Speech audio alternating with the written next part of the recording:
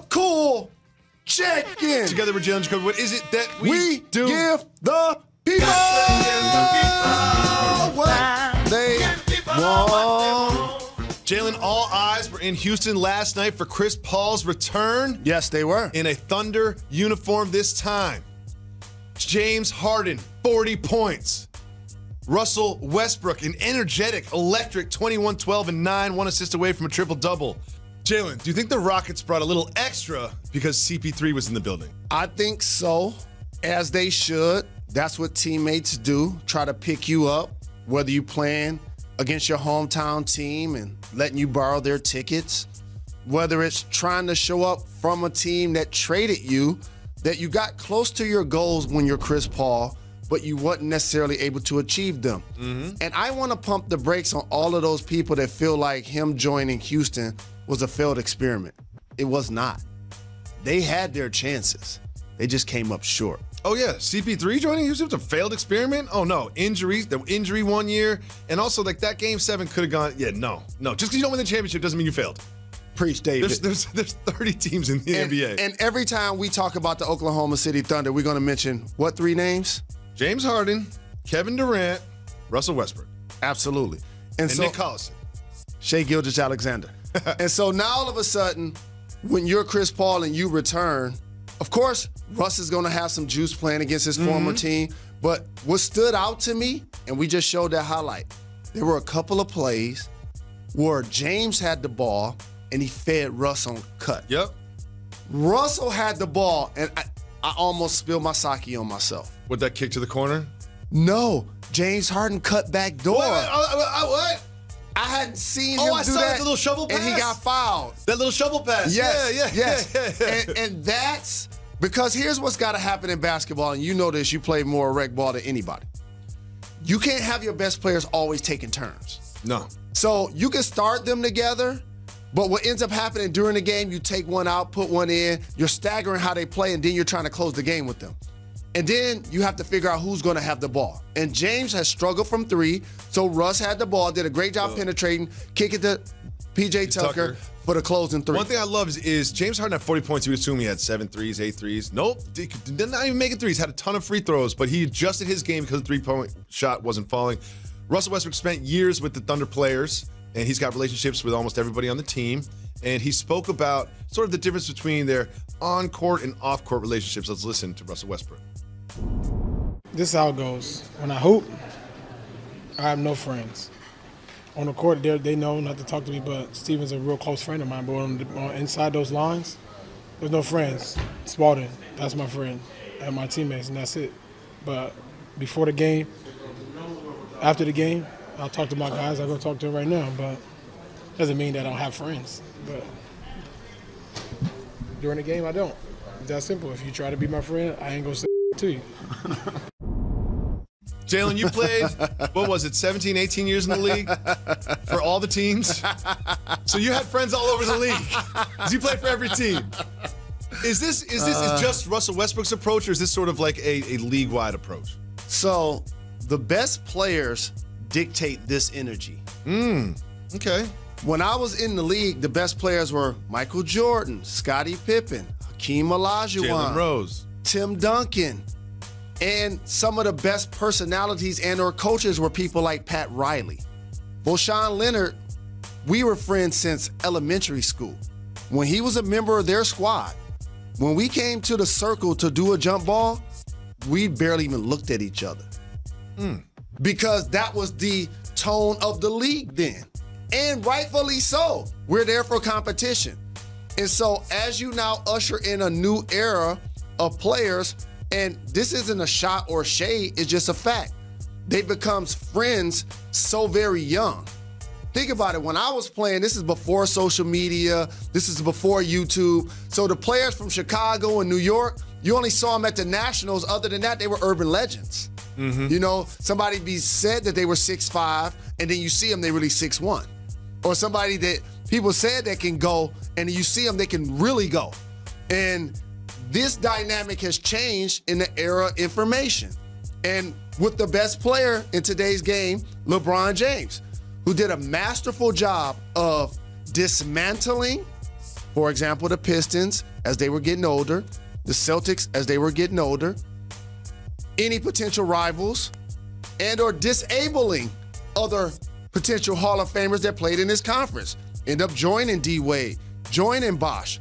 Melo and the Knicks didn't get there. Rose and the Bulls didn't get there. So now it's in vogue and it's normal to see people playing against their former teammates. It's just different. It's just different. And everybody communicates. Jalen Rose. And it's fine. I have huge news. But I love that Russell Westbrook is a throwback. I have huge news. Yes, sir. The Warriors won a game. The Warriors won a game. Woo! The Warriors played against the Pelicans, and Steph Curry had a very impressive 26 points, but it was Pelicans didn't fueled fly. by Draymond Green with one of those playoff Draymond performances. He got a triple-double. And was this win more about the Warriors bouncing back or the Pelicans really not living up to the expectations their new roster was supposed to supply? Well, this is a new norm when you watch the Golden State Warriors. Damian Lee. Mm-hmm. What do you have, like 24? Double-double off the bench. Yep. Glenn Robinson III playing quality minutes. Jordan Poole starting in the backcourt with Steph Curry. Not household names. No. But you know what makes those guys better? When you're 2-3-time champion, players like Draymond Green and Steph Curry lead the way. And they're undefeated in Draymond Green's career when he has a triple-double. Steph Curry had 11 assists, getting other players involved. They're bringing D'Angelo Russell along slowly. He played pretty well. And he had his moments. That's what it's going to take. And I've said into this microphone multiple times, I'm not going to be on the panic Golden State Warrior side of history. I'm not going to do that because I believe in Steph. I believe in Draymond. So when people feel like they're not going to make the playoffs, let me give you some alternates. So who you putting in? The Mavs? Yes. The Kings? Yes. No. The Suns? The Wolves? We'll see. I'm putting the Mavs in. But Golden that State conversation Warriors for another time. will We have be to in move the on to playoffs. another great game. We had a game in Atlanta, and the Hawks were hosting the 76ers. Joel Embiid showed up. He had a great game, 36 points, 13 rebounds, 5 assists. Jalen, should we sort of expect these type of performances from Embiid at this point in his career? Course. Absolutely. Joel Embiid is as talented as any player in the entire game at any position. Look at a 7-footer at 270 pounds, pump faking at the three, which means he can make that shot. Jab step, putting it on the deck, and then dunking over the top. He had a pass of anybody that was in his way. He had a pass between his own legs to Ben Simmons in this game. He is talented. He is so very talented. And the one thing that the Sixers did is I'm calling the reverse Benjamin Button effect. I was at the game when they played against the Pistons. Joel Embiid wasn't able to perform in that game. So you bring in Al Horford. And now all of a sudden you have the older guy supplementing minutes for the younger guy as he load manages during the season. Jalen, so now he comes back against Atlanta and has a big game. Throwback segment, explain the plot to Benjamin Button. Benjamin Button is the guy that as he started to get older, it seems like he looked younger and more spry. Just stop it. So you know who looks young and spry? Trae Young, Eastern Conference Offensive Player of the Week. He had 25 and 9 assists, but he also did this, Jalen Rose. Josh Richardson, great defender. Josh straight up ran the wrong way. Like, it's one thing to break ankles. He got Josh Richardson running the wrong way. Has anyone ever done that to you? Well, I didn't play defense. You didn't play defense, so that's So you won't see any footage of that happening to me. You won't see me getting dunked on. But here's what I don't want people to sleep on. He did the cross. And normally most people would have kept driving with his left hand.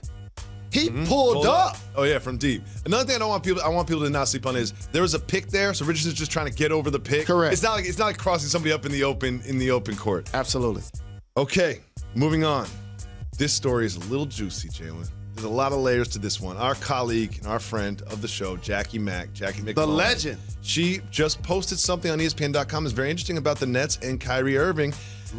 She said that there's an unspoken concern amongst the Nets that makes them uneasy. Here's what else she wrote. She wrote, quote, "When Irving lapses into these funks, he often shuts down, unwilling to communicate with the coaching staff, front office, and sometimes even his teammates. Nets team sources say one such episode occurred during Brooklyn's trip to China, leaving everyone scratching their heads as to what precipitated it.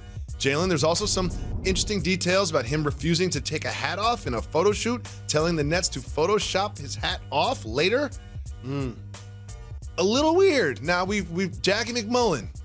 Where'd she live?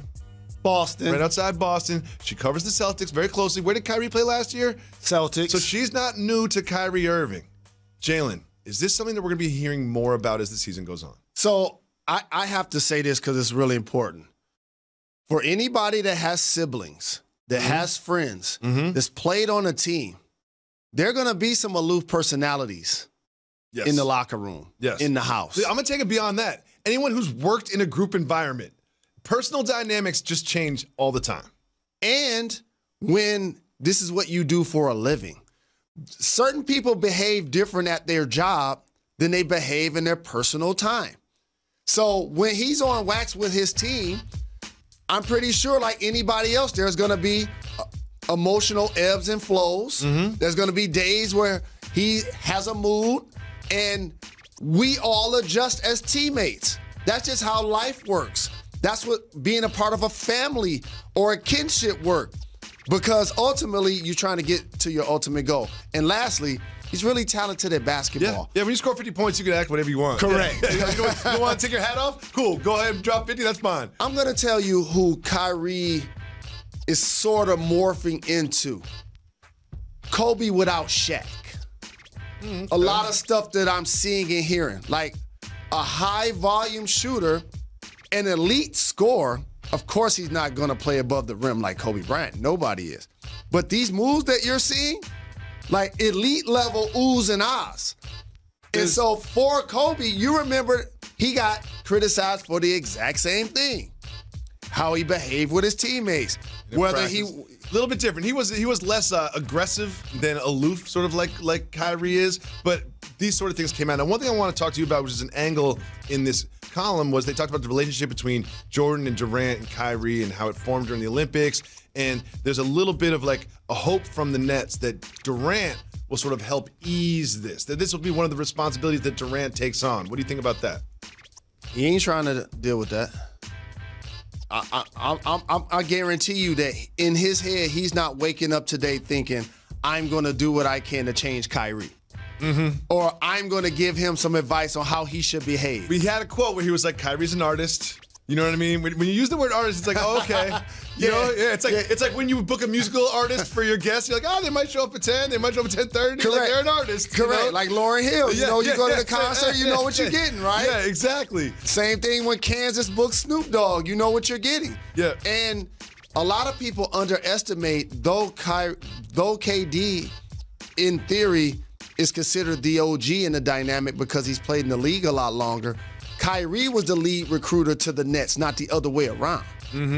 So based on that dynamic, I'm pretty sure they see themselves as a parallel, and I don't believe KD's going to take it upon himself to try to change Kyrie. I feel a bit of a responsibility to mention that in the article there was a lot of examples of him being a great leader and teaching some of the younger people on the Nets and his work ethic. Like this was not a Kyrie has mood swings piece. This was Kyrie's role with the Nets, both positive and negative. This is why I need to get on the telephone and get Kyrie Irving on our program. Okay. So that we can ask him. Because in a family dynamic, in a team dynamic, you're going to have unique personalities. Yeah.